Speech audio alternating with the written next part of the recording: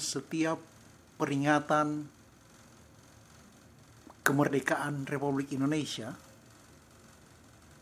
17 Agustus setiap tahun, tepat pada acara intinya atau acara puncaknya, yaitu peringatan detik-detik proklamasi,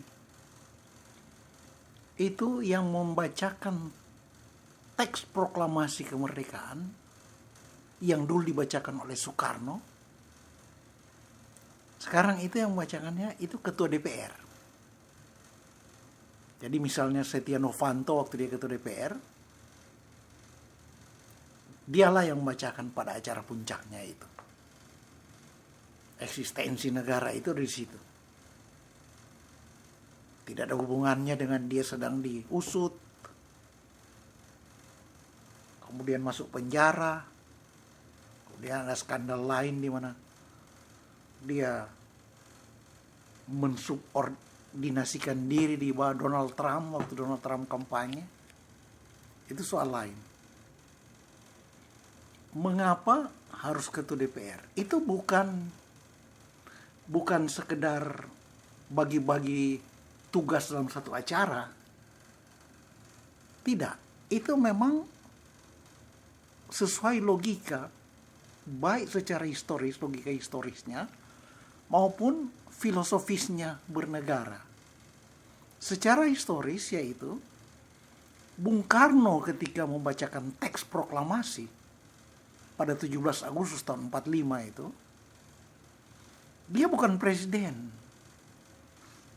Dan proklamasi itu adalah, seperti kita ketahui, atas nama bangsa Indonesia tertanda Soekarno-Hatta. Jadi mereka yang memproklamasikan itu adalah bangsa Indonesia. Bukan negara Indonesia.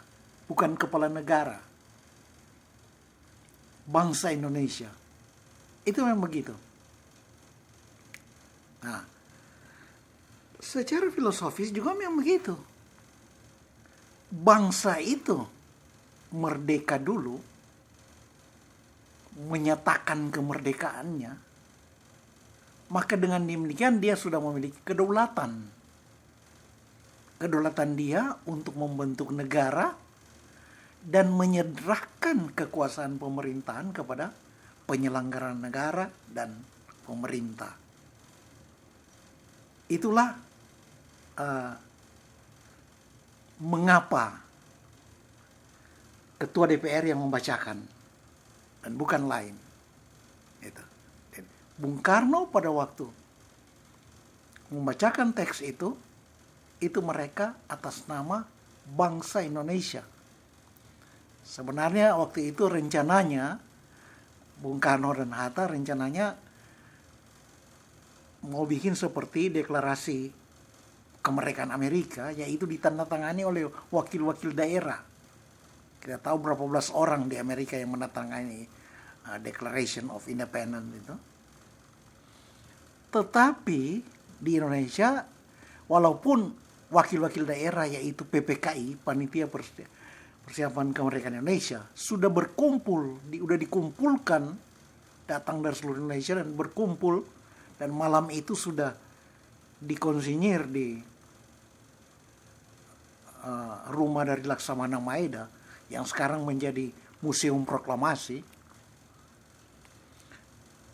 Walaupun mereka ada, tetapi para pemuda yang memprakarsai itu sampai mereka menculik Bung Karno dan Hatta pada tanggal 15, dan pada 16 mereka paksa mesti menyusun proklamasi, teks proklamasi itu dan untuk dibacakan 17 Agustus pagi. Para pemuda ini tidak menghendaki PPKI karena mereka menganggap itu bentukan Jepang. Itu soal lain, tapi yang hendak ditekankan di sini adalah walaupun PPKI sama berposisi sebagai wakil-wakil bangsa Indonesia, bukan negara Indonesia, apalagi bukan pemerintah Indonesia, tetapi pemuda menolak PPKI. Maka Bung Karno dan Hatta yang tanda tangani atas nama bangsa Indonesia. Dan bangsa Indonesia itu direpresentasikan oleh ketua DPR-nya. Itu.